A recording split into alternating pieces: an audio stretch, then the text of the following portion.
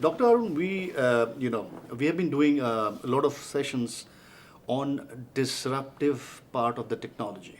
The technology as a disruptor. They're disrupting the way things are being done, the way things are being practiced. And last year in HR Majlis, we'll talk a lot about disruptive technologies and how they are impacting the employee life cycle.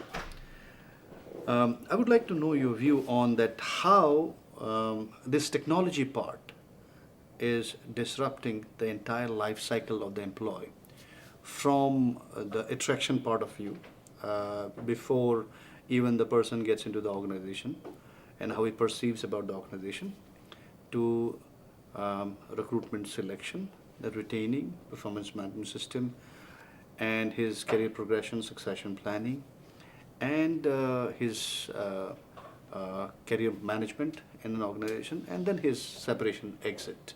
So how do the technology is disrupting the way it was happening long back?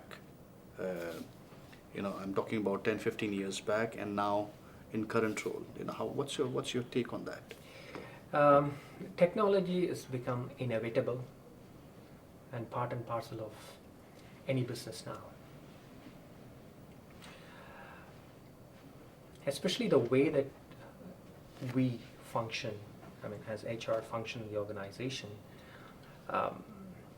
we can't get away from this technology factor, right? In fact, technology is enabling HR to do what they're supposed to do, right? Gone are those days, HR is looked at transactional. So now HR has become more strategic in the way they can operate, or they are operating. And it also takes away the perception of the top management, right? Wherein they always look at HR as an administrative or transactional role. So, but now, I'm sorry, right? So we are not that, right? So now, technology is there to take care of all of that. So we have better things to do in life, right? So we are there to build the careers of the individuals in the organization and work closely with the business and take from level A to level B, right? Coming back to the employee life cycle, how technology is actually sort of creating a big wave. I have to talk about the two emerging technologies, especially in this connect, right? So one is about the robotic process automation, which plays a major role in the selection process. So which plays a tremendous role, I would say, wherein it requires, let's say if I shortlisted someone and I have to get the person on board, right? So I have to, as in the HR operations, he or she has to coordinate with the IT. He or she has to coordinate with the HR payroll team, the HR operations team, right, to get the person on board, so that on day one the person goes live. So when the person comes in, so I don't need those multiple coordination, right? So with the robotic process automation in place, and everything is going to be taken care by the soft bots, right? Yeah. So the person who's been doing this coordination role can be used for something else within the HR to connect with the person, right? And take the person on board and give that employee experience from day one, rather focusing on this administrative work, which technology is playing a major role to take care of that. Just to give you an example. Person is on board, what next? The person has to be engaged or get inducted to the system. In the last year artificial intelligence summit that happened here in Dubai, so I was there and I was talking about to one of those companies. So they have a very good system of taking care of the employees in terms of individual development plan, right? And this is conventionally, we didn't have any system in place. So it's always the dialogue between the manager, the employee, and the HR, right? So we didn't have a proper system in place. With the advancement of this artificial intelligence, when the person is on board, the system has the capability to bring the experience of the person in the past and can match up with what are the available options within the company for the employee to grow, right? Earlier, it was always about the observation of the manager or the HR. Today, the system has the capability to think beyond that, to match up with the competency the available competencies within the organization and the individual competency. And the system can draw a roadmap how the person can move. So this way, the individual development plan, what the person would need to grow within the organization, was very evident for them from day one. And HR can become a consultant as an advisor to the line managers Exactly. and advising them how to get the maximum benefit out of this initiative. Yeah. Because, as rightly you said, the employee experience is the first touch point of any employee who is first entering into the workplace environment. Correct. And then if the right kind of engagement is done with regard to his managing expectations, and if HR can take a lead role in as a consultant, as an advisor, and continuously guides Yeah. the CEO or a board or a line managers or a business heads, I think so. This retention part should be taken care for the Gen Next. Yes.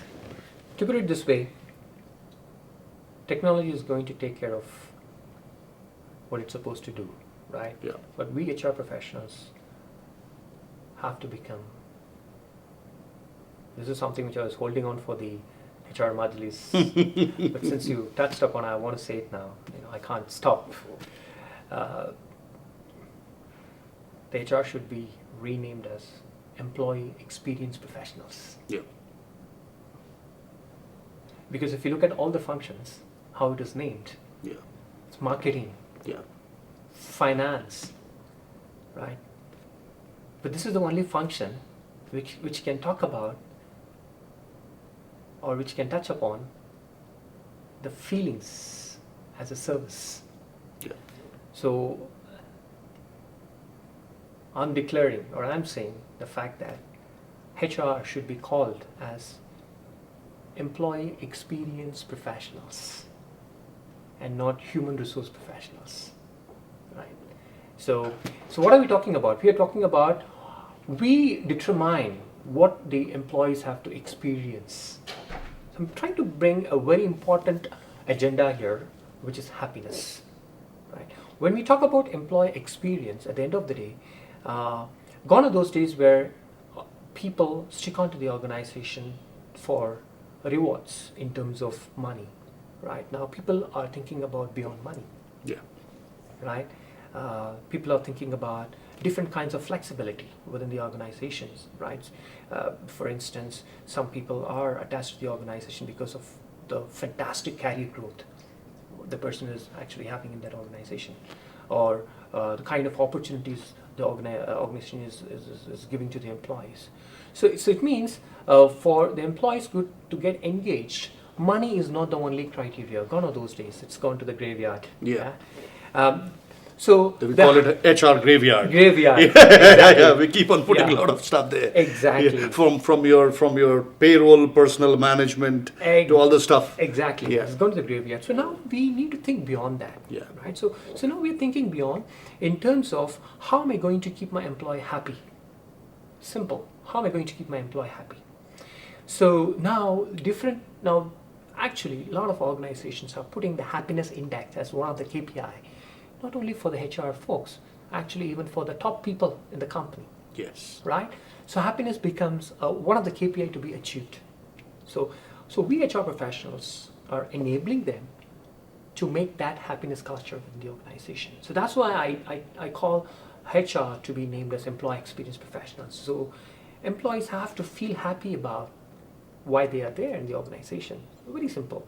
If I get up early in the morning, I have to have that happy feeling to go to work. As long as that happy feeling is there for me to come to work, it means the employee is engaged.